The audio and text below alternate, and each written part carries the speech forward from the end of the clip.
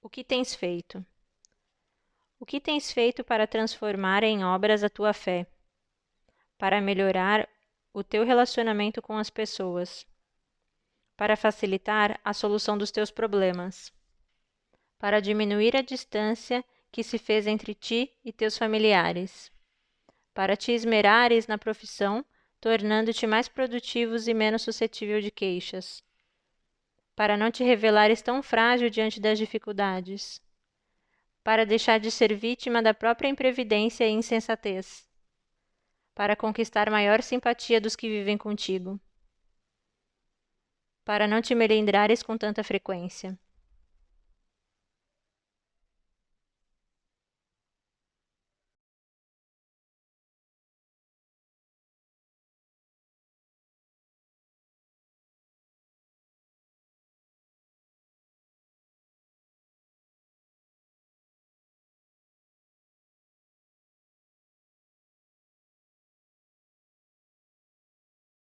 Olá, eu sou Adriana Canholato, nós estamos aqui no Centro Espírita Júlio de Abreu e hoje nós vamos conversar sobre o capítulo 8 do Evangelho segundo o Espiritismo. Esse capítulo, ele tem o título do Bem-aventurados os puros de coração. É bastante importante a gente fazer uma leitura após, não precisa ser imediatamente após, mas depois que a gente ouve um orador falar sobre o capítulo, é importante você ter a sua leitura sobre ele, a sua interpretação, né? Porque quando a gente lê, mesmo um livro de um romance, vem à nossa percepção aquilo que tem identificação com o nosso cotidiano, com a nossa cultura, com as nossas vivências. Então, o que o orador fala é a interpretação dele. E é importante cada um ter a sua interpretação, porque o Evangelho, ele é um livro bastante rico em termos de interpretação. Então, faça essa leitura depois, em outro momento, você com a sua família, discuta em alguns momentos sobre os pontos, né? Se vocês tiverem dúvidas, pesquisem em relação às dúvidas. Não fiquem só com uma interpretação, né? Porque é um livro que dá margem para várias formas de pensamento. Lógico, sempre à luz do bem, à luz das mensagens do Cristo, né? E dos ensinamentos que ele nos passou. O item que a gente vai falar desse capítulo 8 também é o item 8, que fala da verdadeira pureza, as mãos não lavadas. É antagônico, né? Quando a gente lê a mão não lavada, então é mão suja. Então a pureza está na mão suja. Não, tem uma analogia aí, uma metáfora, né? Até as mãos não lavadas, o que são exatamente, né? Você não está, talvez, sempre à margem das coisas, mas, enfim, tem várias interpretações, como eu disse. Mas eu vou colocar, para a gente iniciar, uma fala aqui do profeta Isaías, que disse: esse povo me honra com os lábios, mas em seu coração está longe de mim. Pesado, né, a gente ouvir isso. E aí eu fui buscar o diário de Darwin, Charles Darwin, aquele que fez a lei da seleção natural, né? Ele veio no Brasil a primeira vez em 1832 e ele tinha 23 anos. Ele veio da Inglaterra num navio da Marinha como um pesquisador. Então ele veio assim um pouco, nem sabia muito bem o que ia encontrar aqui, ou imaginava encontrar coisas que ele não encontrou. E daí no diário de bordo dele tem um registro interessante para a gente pensar junto com a fala do profeta Isaías. Hoje deixo o Brasil, graças a Deus. Espero nunca mais ter que voltar a um país escravocrata. Nas casas onde morei, no Rio de Janeiro e em Recife, as pessoas tinham pregos para esfolar os dedos dos escravos. E eles eram aviltados e espancados. E todas essas pessoas que tinham os pregos e que espancavam e que maltratavam os escravos, elas ou eram praticantes ou elas toleravam essas ações, e aos domingos elas iam na igreja e rezavam e diziam que amavam a Deus acima de todas as coisas e amavam ao próximo como a si mesmo. E Charles Darwin deve ter ficado, né, bastante perplexo, porque ele vinha de uma família que era totalmente diferente do que era essas pessoas que ele morou depois na casa aqui no Rio de Janeiro e em Recife. Mas a grande pergunta é, será que nós já tivemos esses pregos nas nossas casas? Ou será que nós temos esses pregos nas nossas casas ainda hoje? Como é que a gente transporta tudo isso para a nossa vivência atual, para a nossa contemporaneidade, né? E aí eu vou trazer um fato aqui que é bastante comum.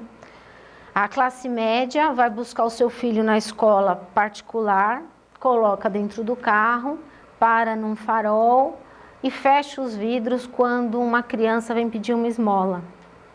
Fecha os vidros porque ela enxerga aquilo como uma situação que ela não consegue controlar ou como um simples incômodo da paisagem urbana. Então, será que a gente continua repetindo aquilo que foi relatado pelo profeta Isaías, aquilo que foi registrado no diário de bordo do Charles Darwin? Será que nós continuamos com esses pregos, né? João, no seu evangelho, diz que mente o homem que diz que ama a Deus, mas não ama o seu próprio eu e aquele que está ao seu lado. Então a gente costuma a tomar ações e receber lições sobre isso, mas muitas vezes a gente continua repetindo um padrão de comportamento e de ações. Não com o prego especificamente agora, mas com as ações, né, que são talvez tão perniciosas, tão aviltantes quanto o prego, quanto a chibata que ia nos escravos. Mas quem sou eu para julgar? Quem somos nós, né? Quem de nós nunca fez um ato desse? Então, o julgamento não é um caminho também que vai levar à melhoria das nossas ações. E é importante a gente pensar que para apontar um defeito, a gente tem que ter muitas virtudes, milhares delas.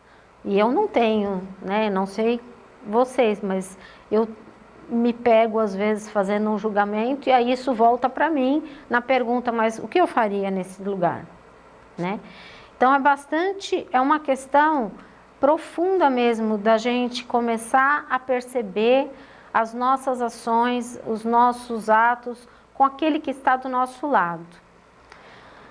O Espírito de São Luís, ele nos diz que nós temos o direito de repreender o próximo, uma vez que nós trabalhamos no projeto coletivo. Não sei se isso me dá o direito, né? Se eu trabalho para um projeto coletivo é porque eu estou pensando no coletivo. Então, eu não vou querer repreender uma pessoa, né? Eu vou querer que o coletivo faça uma ação boa para que aquilo reverbere, para aquilo que atinja a pessoa que está fazendo uma ação ruim, onde ela se sinta incomodada e se modifique para o bem. E se a gente pensar no exemplo de Jesus, a gente não tem como julgar, a gente não pode fazer isso, né?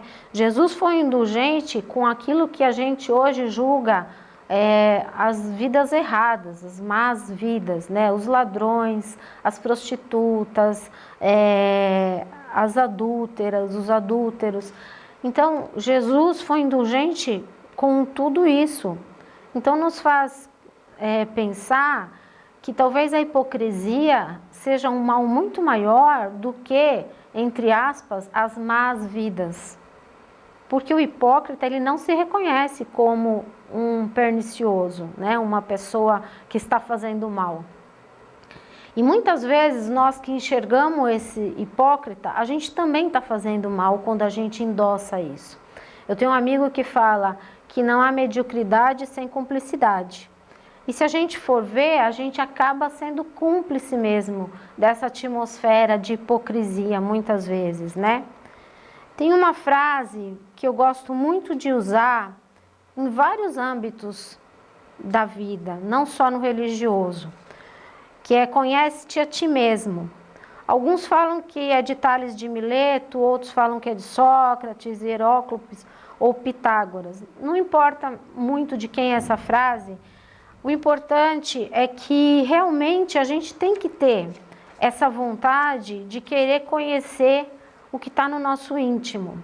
Então, antes de conhecer o mundo, ou para conhecer o mundo, para começar a desvendar os grandes mistérios, a gente tem que ver o que está na nossa volta, né? O que está acontecendo. E esse é um processo que vai mudar muito a sua forma de interagir com as pessoas e com o mundo, né? E mais importante, quando você começa esse processo de autoconhecimento, você acaba também se abrindo mais para o conhecimento. Você acaba se permitindo admitir que a gente não sabe nada, né? Então é muito importante a gente ter essa autocrítica, essa autoanálise. E neste momento social que nós estamos, né, em isolamento social, isso está sendo que quase obrigatório. Então, mesmo que eu não queira, eu estou lá em confinamento com o meu próximo, com o meu filho, com o meu marido, com a pessoa que mora comigo, que às vezes não é parente de sangue, mas divide a casa comigo. Eu estou sendo obrigado a estar de perto me relacionando com essa pessoa, conhecendo, desviando ou amenizando ou até encarando conflitos para que eles sejam realmente administrados, não resolvidos, porque nem sempre é possível de se resolver as coisas. E resolver envolve muito o seu lado pessoal, o que você acha importante. E não é assim que as coisas funcionam nessa engrenagem que é a vida. Mas no sentido de conseguir uma convivência, de ter o respeito, de ter a caridade, de ter a resiliência.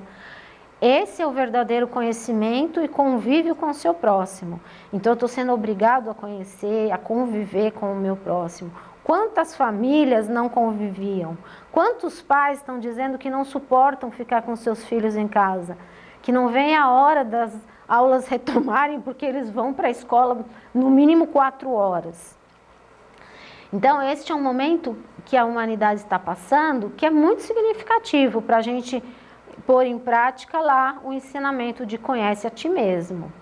E não só o seu próximo, né? A gente está sendo próximo diretamente que mora na sua casa. A gente está sendo obrigado a ver aquele que está na rua, perto da sua casa, que mora na rua, ou que mora lá no cortiço que tem ali no seu caminho, na sua casa, perto de onde você passa. Porque é dessa pessoa que está dependendo a sua saúde.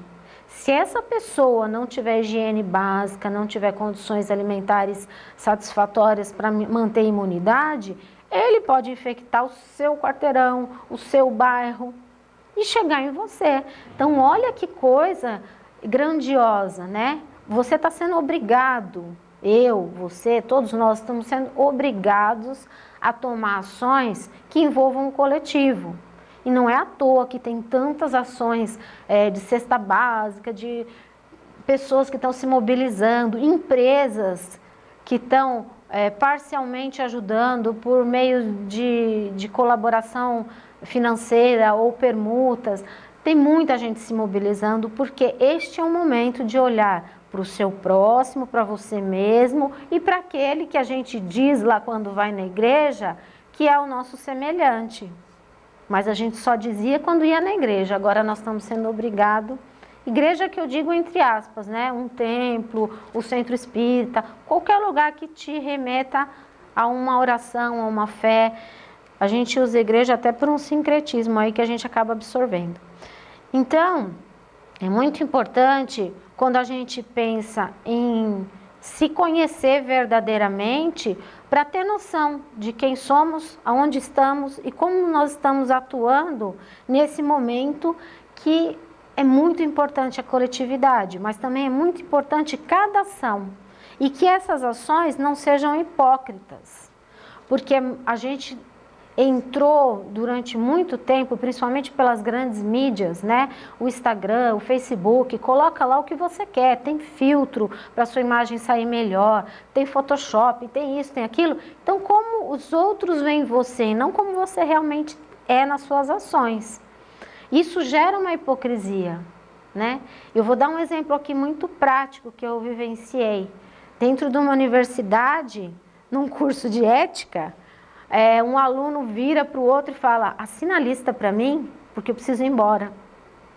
Oi? Então você está fazendo um curso de ética dentro de uma universidade que já é uma população que deveria ter né? A gente subentende que tem condições intelectuais para entender melhor o que é ética, o que aquilo reverbera, o que aquela ação de pedir para o outro assinar a lista de presença para você gera enquanto ética. Ah, mas é só um pouquinho, ninguém vai perceber. Ninguém vai perceber, mas aquilo vai reverberar num iceberg depois, futuramente. E isso sim são as nossas ações verdadeiras, gera a nossa pureza verdadeira. Não é o que o outro está vendo, é o que eu estou fazendo e o reflexo disso que eu estou fazendo, né? E quem que alimenta isso? Somos nós, no dia a dia. Né? Os políticos, a gente critica político que vai na favela beijar criancinha em época de eleição, mas a gente tem uma parcela grande nessa ação também. Nas pequenas ações, né? Quando a gente deixa de apontar o bem, quando a gente simplesmente lava as mãos para não mantê-las sujas, mas não toma nenhuma ação para limpar o ambiente coletivo, por exemplo, né? Então, é importante quando a gente pensa que a verdadeira pureza, ela está no coração e nas ações que vão ser derivadas dessa pureza, dessa certeza, desse sentimento que vem do seu coração para você mesmo e para o próximo, né? Que não precisa ser uma ação para o meio ambiente. Que bom se for, mas não precisa. Pode ser uma ação aí na sua casa. Pode ser o simples fato de falar bom dia para alguém, né? Ou de oferecer um copo de água, ou de, neste momento, dar uma bisnaguinha de álcool gel. Não importa. É uma ação que seja verdadeiramente pensando no bem. Sua, do coração, e não para os outros verem, para postar no Instagram, para fazer uma selfie, para fazer uma ação que você mesmo acredite que ela seja pura, que ela seja sem nenhum interesse pessoal, mas que ela seja de um interesse para o outro, para o coletivo. É um capítulo que dá um tapa na cara, né? Mas eu vou finalizar essa nossa conversa com uma palavra do apóstolo Paulo. Quando já conhecia os problemas de autoaperfeiçoamento e nos referindo à evangelização, Paulo disse: eu plantei, Apolo regou, mas o crescimento veio de Deus. O que ele quis dizer? A necessidade do devotamento individual, a causa da verdade, transparece clara de semelhante situação. Sabemos que a essência de toda atividade, uma lavra agrícola, procede originalmente da providência divina, de Deus.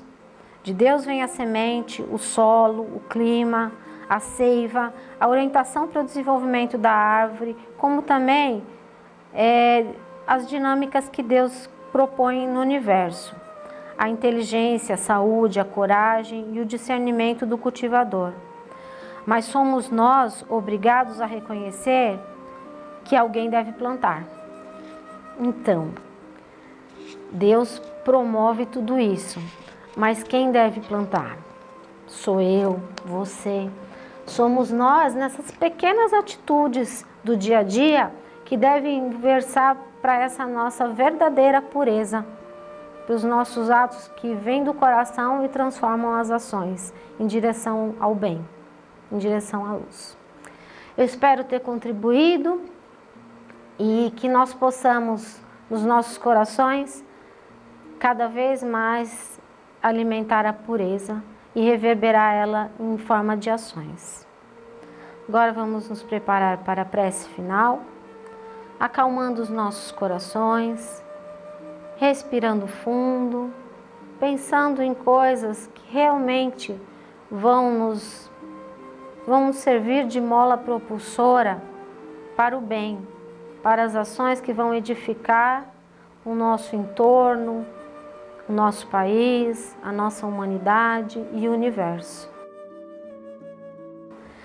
Que neste momento Deus possa nos abençoar, nos perdoar pelas nossas falhas e as nossas hipocrisias e agradecer principalmente por essa oportunidade da qual estamos passando e que dela possamos aprender cada vez mais e levar daí as boas ações que adquirimos durante esse período, durante esse aprendizado.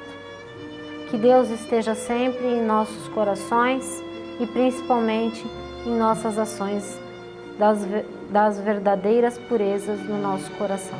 Graças a Deus.